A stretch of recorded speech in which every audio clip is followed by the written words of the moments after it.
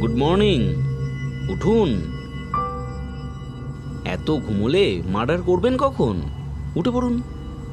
ও তোরা ভুল করছিস, ফেসে যাবি। আমার কিছু হবে না, ছেড়ে দে।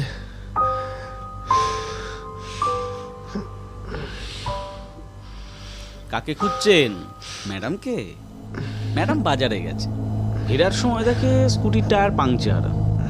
ফিরতে ওই ঘন্টাখানেক সময় লাগবে। আচ্ছা, এর মধ্যে নিজেদের একটু আলোচনা সেরে নি।